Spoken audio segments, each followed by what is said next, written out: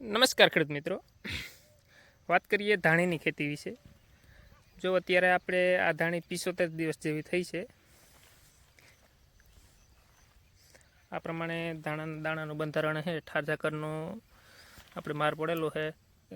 રાતના ઠાર અને ઝાકર આવે અને દિવસના વધારે તડકો પડે, તાપમાન વધારે હોય એટલે ફૂલ ભરવાનું પ્રમાણ વધી જતું હોય। આ પ્રમાણે દાણાનું બંધારણ છે। તમારે જોવું જ્યાં આપણે ધોરી હોય અથવા તો શેરડાની જે પારી હોય, જે આપણે ઠાર કે ઝાકર વહેલું ઉઠતું હોય ધાણામાંથી, ત્યાં દાણાનું બંધારણ વધારે થતું હોય। કારણ કે ત્યાં પવન અને તડકો વહેલો આવે એટલે વહેલો ઠાર ઝાકર ઉડી જાય। ને આમાં આપણે ઠાર ઝાકર મોડું ઉડે, ભેજ વધારે રહીએ અને તડકો પડે એટલે ફૂલ ભરવાનું પ્રમાણ વધારે રહેતું હોય। ને જ્યાં નાકું હોય અથવા ધોરીઓ હોય આપણે જે કહીએ તે, ત્યાં પવન વહેલો વધારે લાગે એટલે ઠાર ઝાકર વહેલું ઉડી જતું હોય, એટલે ત્યાં દાણા વધુ બંધાતા હોય। આમાં આપણે વાત કરીએ કે શું આપણે દવાના છંટકાવ અને ખાતર નાખેલા છે। તો 4.25 કિલો જેવું આપણે વાવેતર કરેલું હતું। 19 દાંતે વાવેતર કરેલું છે। વાવેતરમાં પાયાના ખાતરમાં DAP ખાતર વાવેલું છે। ધાણા તન પિયતથી ઉગાડેલું છે। ઉગ્યા પછી સુસિયા જીવાત માટે પ્રોફેનોલ સાઇપરનો છંટકાવ કરેલો છે। ત્યાર પછી પ્રથમ પિયતમાં આપણે યુરિયા ખાતર નાખેલું છે। અને પ્રથમ ફૂગનાશકમાં આપણે ગેલેલિયો વેનો ઉપયોગ કરેલો છે, જે આપણે અગાઉ વિડીયોમાં પણ જણાવેલું છે।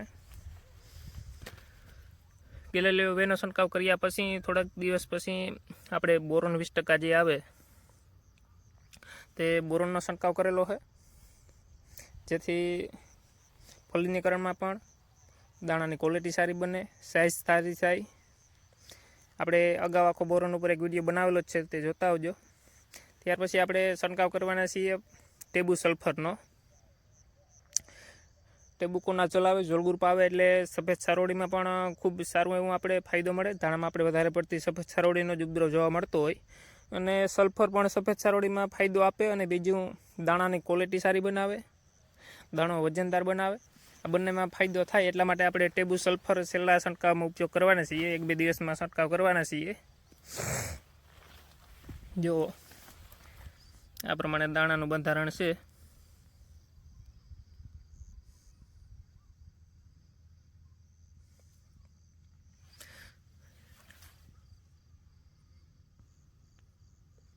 ઠાર ઝાકરમાં ફૂલ ભરેલા તો છે, પણ આપણે ફૂગનાશક ગેલેલિયો વે બોરોનનો છંટકાવ કરેલો છે।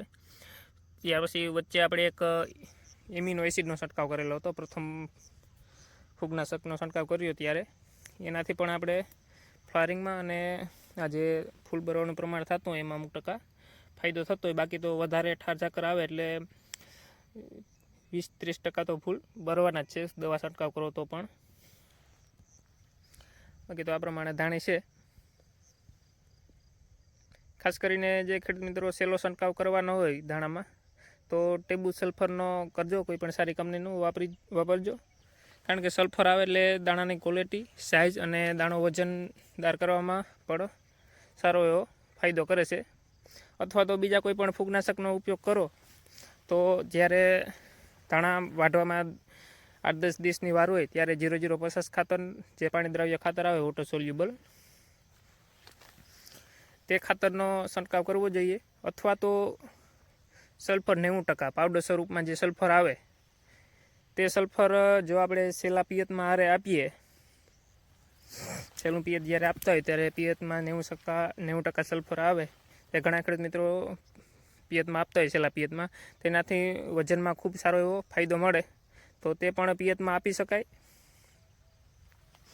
જો ખેડૂત મિત્રો વિડીયો સારો લાગે તો વિડીયોને લાઇક કરજો, બીજા ખેડૂત મિત્રો આને શેર કરજો અને ચેનલને સબસ્ક્રાઈબ કરજો આનો વિડીયો જોવા માટે। આપણે ઘણા ખેડૂત મિત્રો શું કરતા હોય કે ધાણામાં ગ્રોથ વધારે હોય અને એ નીકળાય એમ ન હોય, ધાણા ભાંગતા હોય। જેવો અત્યારે આપણા ધાણાનું પોઝિશન પણ કંઈક એવું જ છે। આમાં નીકળવું હોય તો ધાણા ભાંગે જ છે। આપણે અત્યારે પારી ઉપર જ હાલીએ છીએ, પારીની જગ્યાએ પણ ક્યાંય જગ્યા જોવા મળતી નથી, એટલે દવા છાંટવાનું ખેડૂત મિત્રો ટાળતા હોય કે આપણે 1-2 છંટકાવ કરી દીધા હોય એટલે પછી કહે કે હવે હાલશે, છંટકાવ નથી કરવો ધાણા ભાંગે એટલે એટલે ખાસ કરીને છંટકાવ ફૂગનાશક કરવું જ જોઈએ, જેથી આપણે જે સફેદ સારોડી આવે તે સફેદ સારોડી ન આવે. છંટકાવ કરવો એટલે સારોડી ના આવે એટલે દાણાની ક્વોલિટી સારી બને, વજન પણ સારો થાય. જે ફ્લાવરિંગ આપણે બરતું હોય તે ફ્લાવરિંગ બરવામાં પણ આપણે અમુક ટકા સારો એવો ફાયદો મળે. આવા ઘણા બધા આપણે ફૂગનાશક દવાના છંટકાવ કરતા હોય જેથી ફાયદા જોવા મળતા હોય. પછી છંટકાવ આપણે વાતાવરણ ઉપર કરવાના હોય. જો વધારે વાતાવરણ ખરાબ હોય તો છંટકાવ પર કરવા પડે. પિયત મેનેજમેન્ટ પણ જરૂરી છે. પિયતમાં પણ આપણે બરાબર રીતના ટાઈમે કાઢતા જતા હોય તો દાણા સારું થઈ જાય અને દવાના છંટકાવની પણ બહુ કંઈ ખાસ જરૂર રહેતી નથી. વાતાવરણ પણ વધારે ખરાબ હોય, પિયત પણ આપણે વધારે આપીએ, જમીનમાં ભેજ પણ વધારે હોય, ફૂગનાશક દવાનો છંટકાવ પણ નથી કરતા એટલે ફૂલ ભરવાનું પ્રમાણ પણ વધી જાય. આ બધા પ્રશ્ન થતા હોય એટલે ખાસ કરીને ફૂગનાશક દવાના છંટકાવ કરવા જોઈએ અને વાતાવરણ જ્યારે ખરાબ હોય ત્યારે પિયત આપવાનું ટાળવું જોઈએ. જો ખેડૂત મિત્રો માહિતી સારી લાગે તો વિડીયોને લાઇક, શેર અને ચેનલને સબસ્ક્રાઈબ કરજો.